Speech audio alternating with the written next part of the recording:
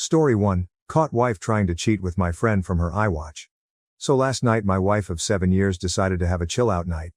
After dinner she went to the den and was watching her programs while I flitted between watching the Spurs game, football, soccer, and doing some odds and ends that I had planned. Next thing I know she's got the wine out and has had 2 bottles of the stuff. At around midnight I went to check on her and seen she was out cold on the couch. I went to scoop her up when her Iwatch thing buzzed and a message popped up on the screen. It said something along the lines of, "Haha, I can't do that. My name would knock 7 shades of shit out of me. PPP. I wondered what the fuck that was all about. So I pressed on it and it was a conversation between my wife and a friend of mine. Now I wouldn't say this guy's a close friend of mine, but he's someone I've played 5-a-sides with for years, drank with and have known since we were teenagers. We used to call him Jacket Holder, because when we got into scraps as teens he'd always be the guy holding the jackets while everyone else went for it. Right. So as I said, I pushed on the conversation while this thing is still attached to her wrist and scroll up to the top, and as far as I can tell it's him that contacts her first, unless she's deleted. There's lots of flirting and wink-winking going on, but nothing that you could outright say was cheating. Then I get to last night and when she's drunk she starts openly begging him for sex. I couldn't believe my fucking eyes. I'm paraphrasing here because I can't remember the exact words, but she was saying shit like how much she had always wanted him. How no one would ever find out if he did want to do something, and the last one that fucking killed me, that she was great at keeping secrets. I tried to scroll on her watch but couldn't find any other messages, and I don't know her phone passcode. I put her in her bed and just sat in the kitchen in shock until I fell asleep, then got up for work about 5:30.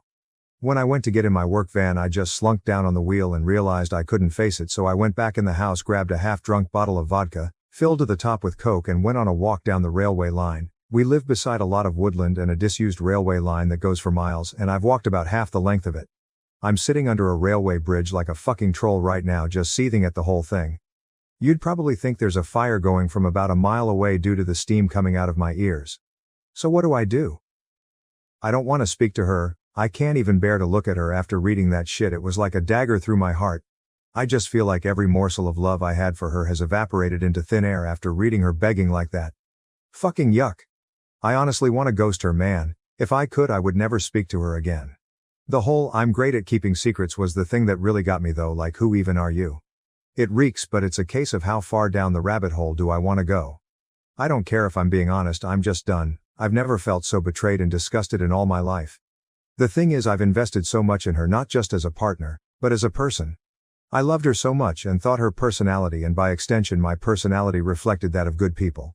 To realize she's a backstabbing snake makes me feel like a snake. I feel like a worse person than I was yesterday.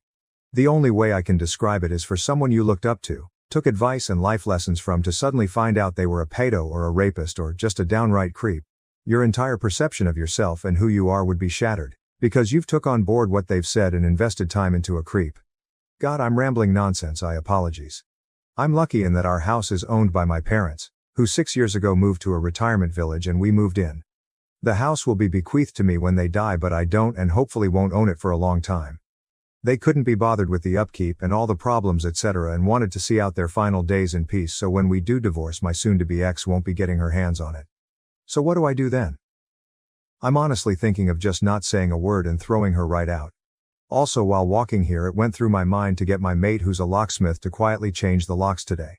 I could feed her any old garbage about something from the doors being broken. She won't care what's going on anyways, as long as I'm about.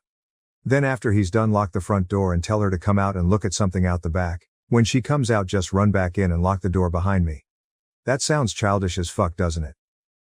Seriously though, I don't know what I'm gonna do. I'm staring at a bottle right now and my life feels like it has been ripped apart at the seams. As for that prick so-called friend of mine, there's no doubt he was up to something here. There's also no doubt I wouldn't have caught wind of this at all, so I'll be seeing him very soon. Never mind holding jackets, he'll be holding his face. Update 1, Wednesday the 28th of October. Thank you to everyone who reached out to me after my first post, was really appreciated. So yesterday after I had written the post and was in a complete mess, 2 dog walkers came over to check on me as I was obviously concerning them. I told them everything, they listened, and the first thing one of them said to me was, "Son, the worst thing you can do right now is drink, it'll cause carnage." I have to thank her for that because I was on the highway to hell at that point. I threw the vodka away, got in touch with a friend and he said I could come to his for a while to calm down. He was at work but told me where the spare key was. We live in a small town of around 15,000 people and he wasn't too far away, so once I got there I sat on his couch just trying to calm down. Throughout the morning I was getting multiple texts and phone calls from my wife asking where I was and what the hell was up, as my work van was still sitting in the driveway and I was nowhere to be seen. I text her back telling her that there was a problem with the engine, so I got a lift into work, which she seemed to buy as she just texted back saying okay.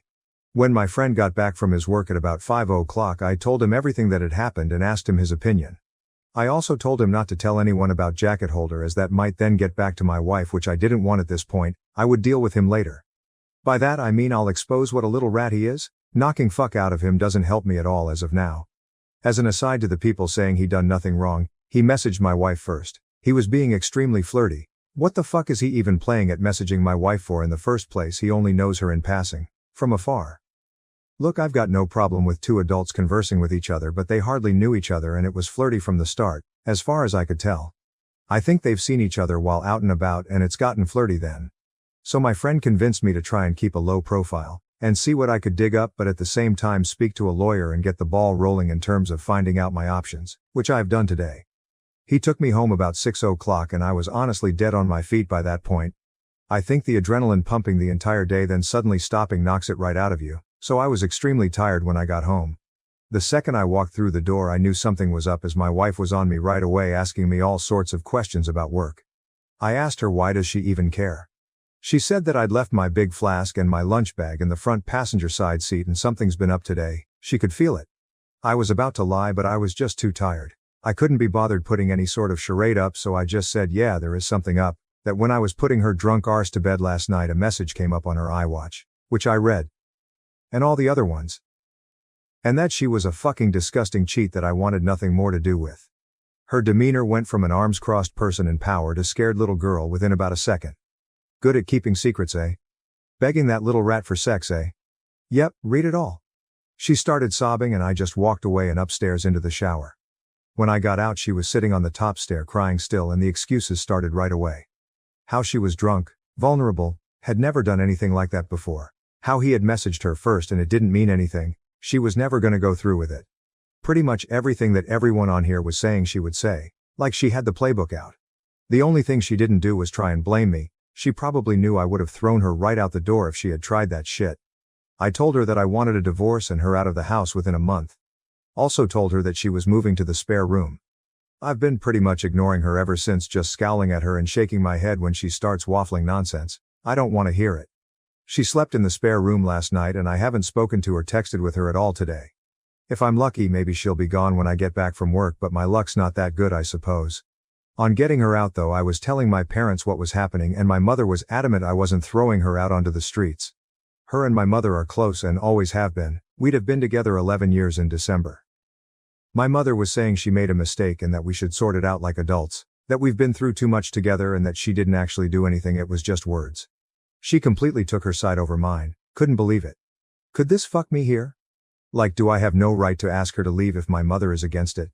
It's literally gonna be my house when my parents pass and I did nothing wrong, so I'm not leaving. It's probably gonna turn into War of the Roses Part 2. I managed to get myself an appointment with a divorce lawyer for next week, so I'll be going to that to discuss my options. Until then I'm just gonna ignore my soon-to-be ex-wife, I guess. I know she's probably not gonna admit anything else now. I'll never know if she was a really good liar or she was just talking shit to him to get him on side with her for an affair.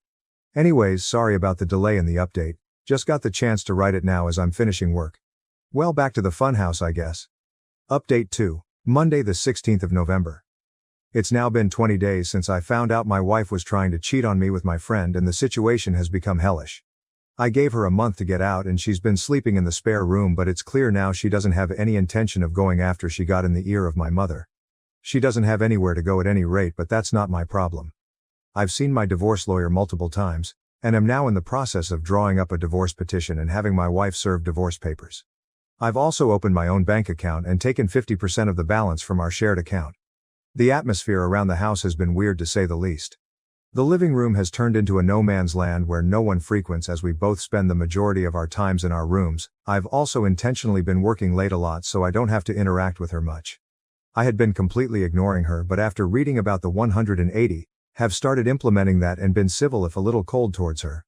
I'm so glad I did this as I was beginning to feel like a monster refusing to acknowledge her existence. It was not the right way to behave and I ended up feeling like the one who had wronged her, rather than the other way about. The only time I broke from the 180 was when I walked into the bathroom last week and she was sitting on the floor by the bath crying. I helped her up and instinctively gave her a hug, though it was more of a there type hug than one with much love attached to it. The sad thing is that I'm so suspicious of her now that I wouldn't put it past her to be waiting on me coming in so she could put on a performance. The thing is that probably isn't even true, but this is the sort of shit that's going through my head in this environment. It's just toxic. She's been crowing about how she'll do anything and everything to save this marriage, anything to prove to me that it was just a silly mistake, so I brought up a lie detector test. I don't plan on ever getting one done, wouldn't even know where to start. I just wanted to gauge her reaction. She was all for it. Well, until a few hours later when she came to me, tablet in hand, going on about how inaccurate they are. And that anxiety and nervousness can throw up false readings. And with her and her anxiety disorder and all. I just laughed, wasn't even a normal chuckle either. It started as a bit of a cackle and ended in a childish giggle. It appears she would do everything to save this marriage. Well, everything except take a lie detector test, that is. It doesn't even matter anyway. I meant what I said in my op. Every morsel of love I had for her dissipated into the atmosphere after I read her say those horrible things. I don't see her as my true love anymore. The person I could tell anything to and would trust with my life. I just see trash. Trash that needs taken out before it stinks the place up. Jacket holder has been the talk of the town since I exposed him to our friend group a few weeks back. It's safe to say he has no friends left among us, and has been completely ostracized. I tried phoning him a few times but he refused to answer, then blocked my number. Fuck that little rat, I hope it was worth it. I've spoken to my mother multiple times about this and during a heated argument asked her why she was taking my wife's side, was there something she wasn't telling me here? What was she expecting? Us to live like roommates? Go on like nothing happened? It's ridiculous. She said she has always seen my wife as the daughter she never had but always wanted. My mother had a stillborn daughter before I was born and it has haunted her, so she latched onto my wife and has done since we got together. As I said previously, they have a close bond. The fact my wife doesn't have any family and only a few friends who have their own busy lives and families means if I threw her out she would be all alone, and my mum thinks that's unacceptable, especially during a pandemic. She tried to get me to come to a compromise, saying that in 3 or 4 months we can look at it again and see where we are mentally, and is pushing me to try couples counseling before I throw in the towel. I'm not doing that. The thought of being in the same house as my wife over Christmas makes me feel ill. She'll want to do it right as she does every year and it'll be a complete shit show. My dad, God love him, has never been much of a talker. Never up nor down, just always there. He's a quiet, proud but timid man, and my mother's word has always been the one that matters in our house. People on here have been telling me that I'm selfish and spoiled cause it's not my house, and I have no right to make demands, but it's now a case of my wife or me for my parents. If worse comes to worse, then I'm ready to walk out the door and never come back. Fuck this house. I have to be able to look at myself in the mirror with some semblance of self-respect, and someone has to keep their word in this debacle. If I do leave, my friend has said I can stay with him for a few weeks or so till I get myself sorted. If I do walk out that door though, I'm done with my parents. I'll never speak to them again in my life. They'll probably see it as me giving up on them, me walking away without trying to at least have a go at fixing things first. I see it as them choosing someone who broke my heart over me. What will be the logistics of this once I'm gone? Just her staying there herself. My mother and father looking after a backstabber while their flesh and blood goes off alone. A little more info on the house. My parents let us move in a year after our wedding. It was an apparent belated wedding gift. Although that was just the chatter from them at the time, they were always planning on moving out and moving us in. I've spent tens of thousands on it over the years, but that's neither here nor there. I have fantasies of leaving this all behind, going somewhere new and starting again, but I don't have anywhere else to go. I've lived in this town my entire life, it's all I know. Am I being too harsh here? I'm literally ready to slingshot my parents right out of my life, but I feel so torn. Why am I the one who has to lose everything and everyone? I've tried to be good, and I always thought you make your own luck and that good things happen to good people. Maybe I'm not as good as I think I am, maybe I deserve all I fucking get. Update 3, Wednesday, December 2nd. Well, since this morning I no longer call that house home.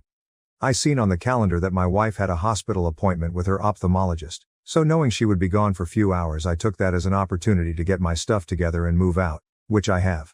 After getting my things moved and sorted, I just put the house keys on the kitchen table, along with the divorce papers I received from the divorce lawyer last week, and was on my way.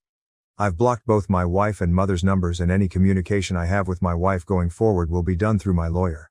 In terms of my living situation, I'm staying with a friend for a week or two, but hopefully I should be in my own rented place before Christmas. I haven't spoken to my parents in a few weeks. Last time we spoke was via text, and I tried to tell my mother, in explicit detail, the things my wife was saying during her text to jacket holder. Why it hurt me so much, and why I didn't think it was her first time doing it with the whole "I'm good at keeping secrets" comment, and thus could never trust her again. My mother texted back saying she couldn't speak to me when I was like this and she would let me cool off. She tried to phone me a few days ago and I just blanked her call, and has said a bit further up, since today have blocked her number. I feel so let down by my parents, and at this point, it almost feels worse than the original betrayal from my wife. The way I'm feeling right now, I don't think I'll ever speak to them again. I think in times of strife, you look to your family to be strong for you, to be a rock and give you, the wronged one, support. My parents have been weak. They've made me feel like the one in the wrong. Like I'm overreacting. And it's me that's ripping this family apart. Well, it's not. I didn't ask them to move mountains for me, just move my cheating wife out the house, and they made their choice. My father also had the chance to put his foot down for once in his life and stand up for me, but didn't. You make your choices and you live with them, I guess. Reading some of the comments on here from my previous posts, people have been saying things like, "I threw in the towel so easily, I was looking for a way out and didn't love my wife because I didn't try hard enough to save things," but that's not true. I loved my wife more than anyone on this earth, and I was broken when I discovered what she was doing. I think we all have boundaries, and once those boundaries have been crossed, things change irrevocably. When I read those horrible texts, something changed inside of me. I fell out of love with her. Like being snapped out of a spell in the movies. Anything tried after that is just delaying the inevitable. I have to say that I'm interested in the whole dynamic of their relationship now that I'm gone. Like, are my parents going to continue supporting her knowing that it has finished their relationship with their son? As for me, I'd love to travel. My wife hated flying, so most of our holidays had been to southern England, the likes of Newquay and Torquay and Cornwall and Devon, so it would be great to travel abroad again. The last time I was abroad was when I was 20 for a mate's holiday in Greece, so 13 years ago. I'd love to see a bit of America, so once this pandemic calms down, I've definitely got my sights on the States. Well, that's about it for me, I guess. This'll be my last post, as I don't want to outstay my welcome, and I don't think there's much more to say at any rate. If you want to see how I'm doing down the line, shoot me a DM and I'll try and keep you in the loop. Update 4, Wednesday, May 26, 2021. It's been over 7 months since I first posted on Reddit, and I honestly thought that was it for me, as I didn't need any more advice. I had made my decisions and done what I said I would, but I got a phone call this morning that has dragged me back into the mire. I have moved 15 miles away, changed my phone number, and am still in the process of divorcing my wife. She has completely ignored all the requests from my divorce lawyer to cooperate, which has hindered things. We're now in the process of putting in an application for deemed service and trying to have her served officially by the courts. If she continues to ignore, then I can proceed with the divorce without her input. Well, this morning while at work, I got a phone call from my friend telling me that my dad was trying to get in touch as my mother is not well, and would it be okay if he gave him my number. I said okay, and my dad phoned to tell me Mum is in hospital. She's stable though, not great. Obviously I was shocked, as I've not heard my dad's voice for so long. It was also the most emotional I've ever heard him. He told me my mum really wants to see me, so would I meet him at the hospital tonight and go in and see her with him. I said okay, and I've arranged to meet him outside the hospital. I ended up going home from work as I couldn't concentrate, and I'm climbing the walls here wondering if I've made the right decision, wondering if I'm about to get dragged back into this shit show that I walked away from. I've never felt so nervous in my life, and the lack of control I have over the situation has sent my mind spiraling in lots of different directions. I feel like I'm walking into a burning building blindfolded with no idea where the exits are. Why does she want to speak to me now? Has she had a change of heart? Unless she's also had a personality transplant while in there, I find that unlikely. Will my wife be there? I have no interest in ever seeing her again. I'm still angry about what transpired with them and the way they took my cheating wife's side over mine. I've been going back and forth in my head about going at all, but I will go. I was also thinking about seeing if she wanted to speak over the phone instead, but not sure if she would do that or even if she's well enough. I feel like the bad guy here and that I might have caused this from walking away. How would you handle this? Update 5, Saturday, May 29th. So I did end up going to the hospital on Wednesday night after much toing and froing. I was genuinely about to back out at the last minute as I felt my bottle crashing, But I needed some closure and knew that I wouldn't forgive myself if I didn't go and something happened. When I drove into the hospital car park, I had this surreal feeling of paranoia and was half expecting my wife to jump out from behind a bush or something. I met my dad at the entrance and it was pretty awkward as he tried to hug me and I said no. I then said if my wife is here in any way, shape or form then I'm about turning and out the door. He assured me she wasn't and we made our way to the ward where Mum was. When I saw my mother I got the fright of my life as she looked like she had been in the wars. Never have I seen her look so frail. She's got an extreme black eye, also a lot of bruising and purple yellowness down one side of her face. She took a serious fall, broke 2 ribs, shattered her elbow and banged one side of her head face on the ground. So elbow, ribs then head in that order as she went down. She looked zombified but perked up when she saw me. She told me how much she's missed me, and that she wasn't sure she'd ever see me again. I told her if she had really wanted to get a hold of me she could have done. We spoke for a bit about what exactly had happened and how she was down for a few hours before my dad found her. Also that she was determined to get back to normal and mend bridges with me. I brought up my wife and that I had been pushing for a divorce but she was either ignoring the letters or wasn't getting them, so I asked if she's still in the house. Mum admitted she was and Dad started to look uncomfortable. I just looked away in disgust. Mum started saying how lost my wife is without me and that she's not in a good way. I knew then that nothing will change. She's not had an epiphany or seeing things from a new perspective, she just wants the status quo back. She said that the house is my home and always will be, but I told her I don't want it. It means nothing to me anymore and all it holds are bad memories. I stayed for under an hour all in all. When I left I said if I want to get in contact I will, but don't be waiting over the phone for me to call, as you might be waiting a while. When Dad walked me out he asked if I would keep in touch with him and I said I would, whether that's right or wrong I don't know, time will tell. When I got home my emotions were a bit all over the place, from sadness to anger but I'm glad I went. Couldn't help think about my wife as well, and what she once meant to me, it'll never not hurt. When I think about everything that's happened in the last 7 months, it honestly doesn't feel real. The speed at which everything fell apart was just spellbinding. I know life comes at you fast, especially when you're not paying attention, and I wasn't paying attention. It was just sheer luck I found out about her trying to cheat on me. Cosmic coincidence, nothing more. I never saw the signs or put everything together, I just saw something on her watch and it tore my fucking life apart. I know now that it wasn't the only time. I know it in my heart. I see what she is and feel no love for her, only contempt. I feel she stole the best years of my life. When I think about all the good times, they're just soured. It feels like someone else's life, not mine. My friend was saying I should see a therapist or something to try and let everything out or else this will fundamentally change who I am and the way I build relationships going forward. That's something I'm going to do I think, as I do feel a bit broken inside. The last 7 months have been the worst of my life but I'd rather they happened than been kept in the dark. I'm just hurt that it happened the way it did, but you can't choose the way someone fucks you over I suppose, you just have to learn from it. I remember reading about loyalty being the most undervalued character trait and I see that now. It's probably because you don't really know if someone is truly loyal to you until, well, they're not. It's not something you deal with every day, but now more than ever, I know how important a trait it is. Update 6, Tuesday, July 20th. Firstly, I'm now in the home stretch in terms of divorce from my wife. She has signed the divorce papers and sent them to my divorce lawyer. So all that's left now are the formalities. She sent me a message via my dad, where she said she's sorry for not letting me move on, that she thought she could save things but now she knows she can't, and she has to move on for her own well-being. I thank her for seeing sense. She doesn't want anything in the divorce and said she's going to move out of the house when she can get on her feet, which I'm okay with. In terms of my mother, I haven't spoken to her yet but my dad said she's doing a lot better after getting out of the hospital and getting some normality back. I don't know how things will pan out with them, but I've said that if the house is going to be mine then I want them to put it into my name now.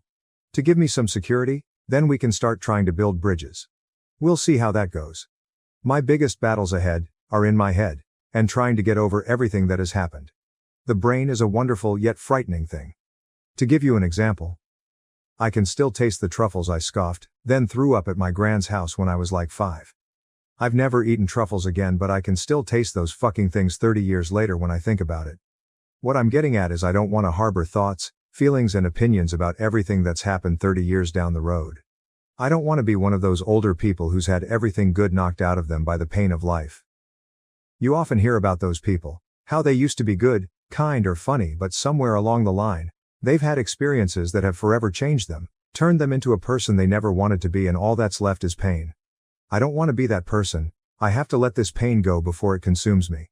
I have started therapy and spoken to a psychiatrist both over the phone and in person, and it has helped me a lot to speak candidly about everything, if only for a little while. My psychiatrist also said something to me that really struck a chord. When I was moaning about how my best years were behind me, she said, "Your best years are the years you've got left." What I think she meant is the past is gone. It doesn't exist, except in your mind, but the here and now does, and you can choose to make the most of it or live in a past that isn't real to anyone but you. It's definitely a phrase I'm going to try and remember when I feel down. I said in one of the previous posts that I wanted to travel, and that is finally happening. My friend has committed to coming with me, and we're booking a flight to New York at the beginning of October for a week. Really looking forward to it. Always wanted to see New York when the leaves change. Reminds me of that movie You've Got Mail. I want this to be just the beginning of my adventures in terms of traveling. I want my latter 30s to be littered with memories from escapades I've had abroad. Well, that's the plan anyway. All I know is that for the first time in what seems like a long time, I'm waking up with hope in my heart and walking with a spring in my step. If that's not progress, then I don't know what is.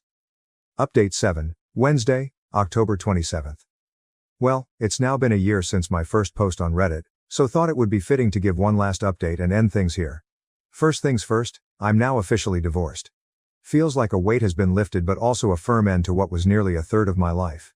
I actually saw my ex-wife for the first time since last December as I was walking into a shop in the town center about a month back, after visiting a friend.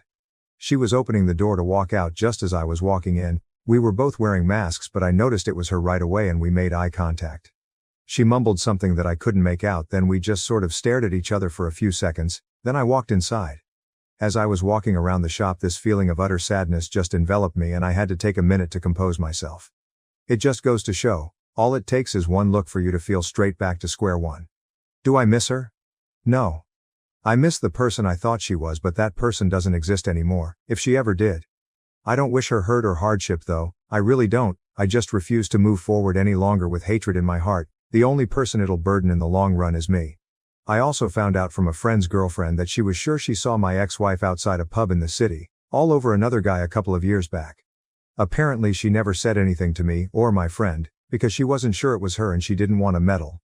I'm extremely pissed off with her, as I could have done with that information years ago. It's hardly conclusive, but I could have confirmed if she was out that night, etc., and it would have saved me a lot of heartache in the long run. Now I know why I've never liked her. One of the reasons we wanted to book a flight to New York in October, apart from wanting to see NY in autumn, was that the travel ban between the USA and UK was supposed to be lifting in September for fully vaccinated travelers. Unfortunately, that has now been moved back to November 8th, which has put our plans into limbo. My friend also can't get the time off work now till the new year, so if I'm to go then I'll have to go alone, which is a bit shit since we were both invested in going together. I'm pretty set on going in the new year with him, though I'll have to think things through more thoroughly. One thing this pandemic has consistently been able to do is throw up curveballs, so I really can't complain or say I'm surprised. I'll get there though, by hook or by crook. This is just the start of my journey in that regard, remember? I'm struggling when it comes to my parents, and that all I feel towards them is complete apathy. I'm just having a difficult time feeling anything, and no matter how hard I try, I don't think that'll change. My dad has tried to build back the relationship again, but I just don't care anymore. That might sound harsh, but it's the truth. I said in my last post that I wanted them to put the house in my name, though I haven't followed up on that. I think I was just angry at the time and wanted to assert some dominance at the outset of our conversations, but I really couldn't give a fuck about that house. I think I would rather live in the house from Nightmare on Elm Street than there. It wouldn't change anything anyway. It can't turn back time, unless it's turned into a time-traveling house since I've gone.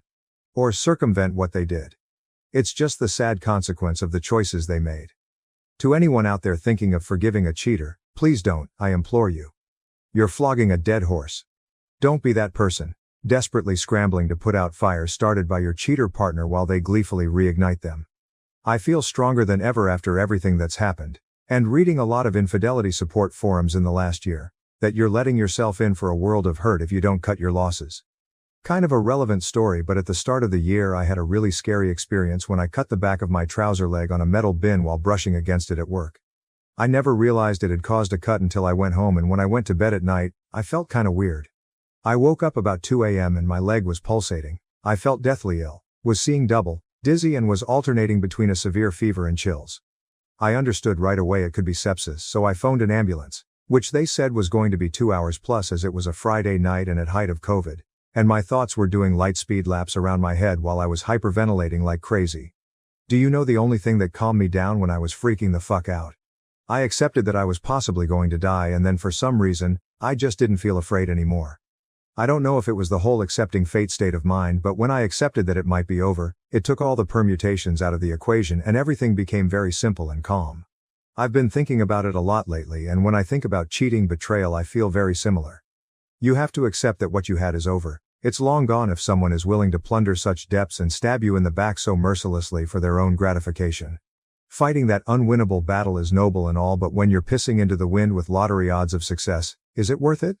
Is it worth the pain? I don't think so.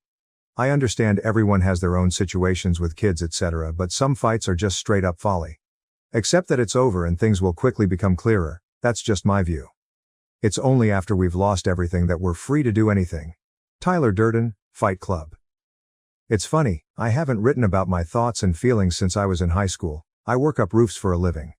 This experience though has coaxed that side out of me, a side that I had pretty much forgotten existed. If something good has come from this fiasco, it's that I'm not going to bottle things up any longer.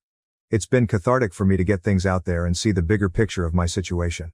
Writing things down has helped me more than I ever imagined, so it's something I'm going to continue to do, even if it's just writing to myself on a journal or notepad.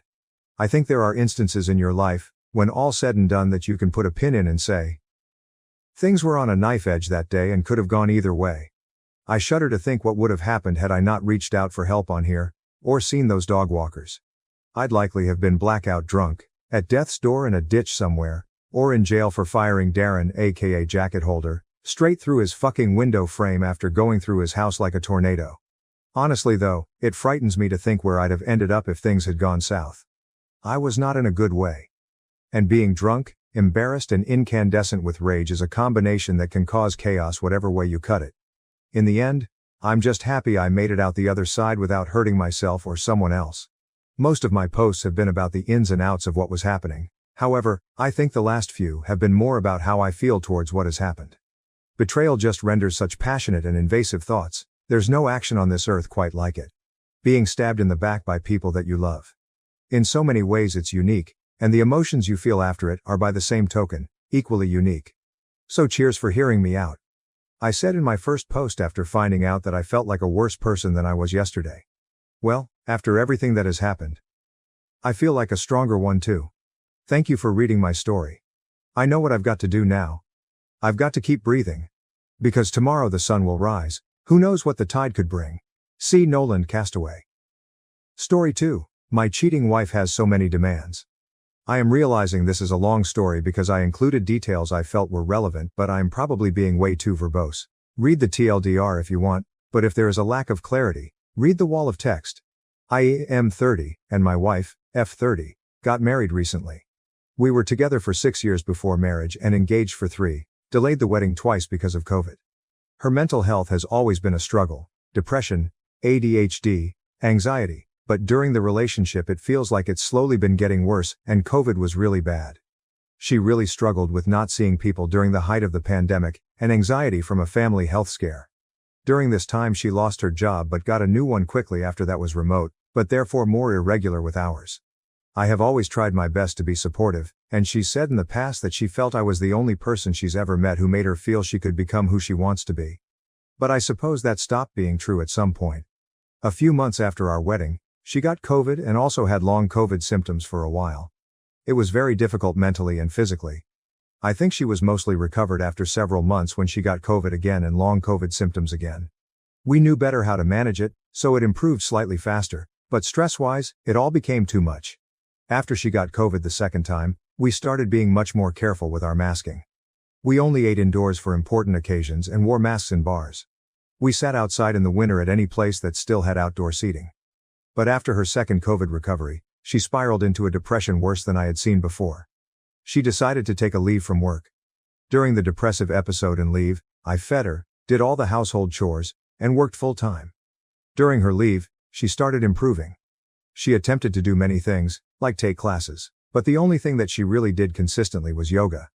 Her sleep schedule was really inconsistent from the depression, so she would often struggle to go to sleep, resulting in being up late and then napping and continuing to cycle with late sleep times.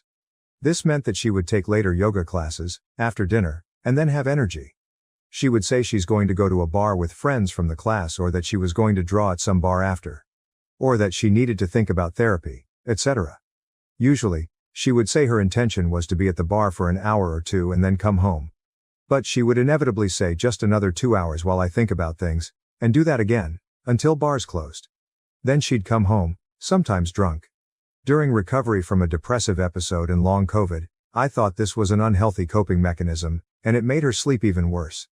It meant she'd sleep through the day and not get vitamin D, and sleep quality is so crucial for mental health as well.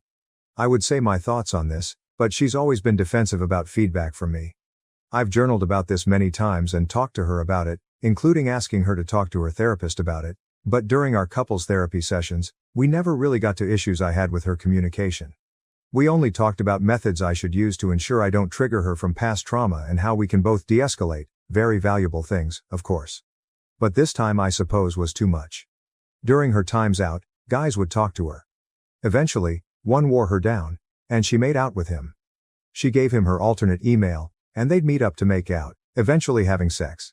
She also met 2 other people who she told she wanted something purely physical with, but she says she never had physical sex with them. She would send dirty texts to them and masturbate to their texts. I discovered this when I picked up her phone to charge it when she was napping. We have each other on Face ID and thumbprint, and when you start charging, the screen lights up and shows past notifications. I saw a weird text, so I opened her phone and looked at it. I didn't think it was suspicious when I clicked on it and had literally zero suspicions until I realized what I was actually reading. I looked at it purely with curiosity because we were so open otherwise, I thought.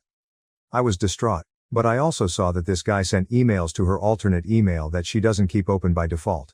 I sent myself the emails so she couldn't deny anything later. She woke up from her nap, and we talked and cried. I was so broken and numb, but her remorse seemed so complete, and she said that she was dying to be wanted and feel young and alive. She said she never wanted to be with anyone else.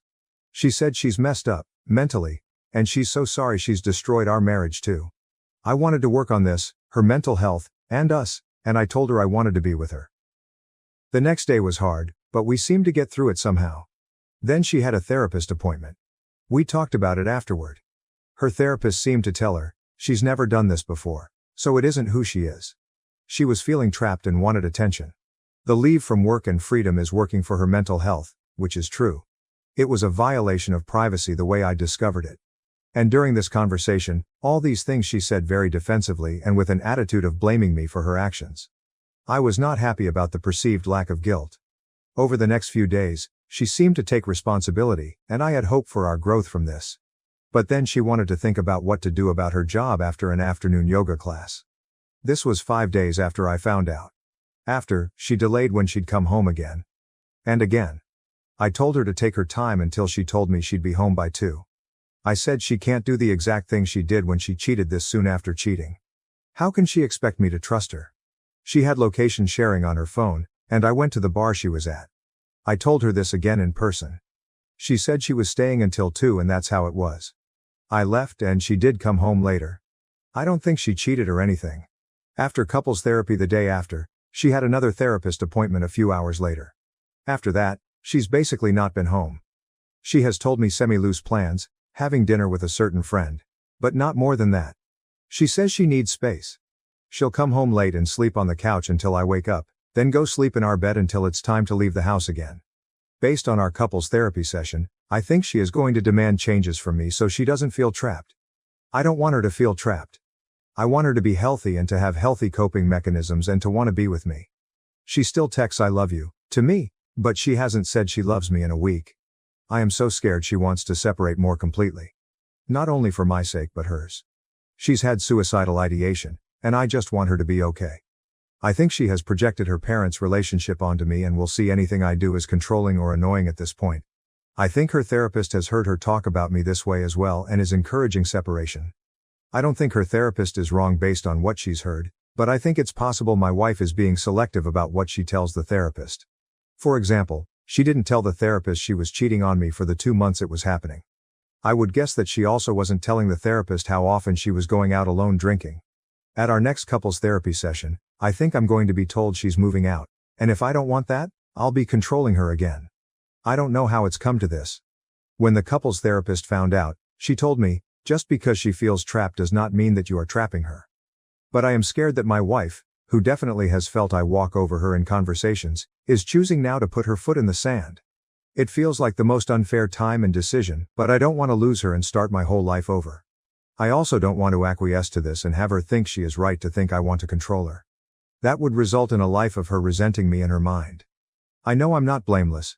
We got couples therapy before this happened for a reason. I am argumentative and she gets triggered by confrontation from past trauma. We have worked on it a lot, and I'm doing better, but I'm not perfect. But above all else, I want her to be happy and healthy, and I thought she knew that. So how can she think that I want to control her instead of thinking she's coping unhealthily? I don't know how I came across with this text, but I'm kind of numb right now writing it. I can't stress enough that I try in every conversation to understand, even if she feels I'm just trying to win or if the conversation gets heightened by my tone or her trauma. It's the number one thing we've talked about, and it hurts so much that she really thinks I want to control her even though what I'm proposing, not demanding, is as mild as being at home by midnight on weekdays and trying to sleep well for her mental health. TLDR. Wife cheated for 2 months. Felt I was being controlling because suggestions for what to do about COVID and depression. Is probably going to demand space and to be treated differently. I am torn between not wanting to lose her and feeling like it is totally unfair to focus on how I need to be better rather than her mental health and our communication. I'm going to give an update and then respond to some common feedback I got. After seeing the couples therapist again, the couples therapist and my therapist strongly felt my wife likely has bipolar disorder, 1 or 2 unknown, triggered from long COVID or something. Some family also suspected it. Over the last few weeks, we've had a few cycles in which she comes back to me crying, apologizing, saying she doesn't want anyone but me, all the things I want to hear. We'll talk about what our future may look like, whether we need a change of location or some kind of reset. We make up, including sex. This form of absolution for her seems to calm her, but then she seemed to get antsy again and leave for increasing amounts of time, again with unsafe behaviors. She's admitted to continued cheating in these times as well. I am worried about it as she's come back from wherever she's been at like 6 a.m. and sleep for 14, 15, once even 19 hours. It feels very stereotypical bipolar behavior. Talking to my therapist, I've come to realize how unlikely it is that this will end up okay. I love this person. And as much as I want the best for her, it is not guaranteed that I am actually helping.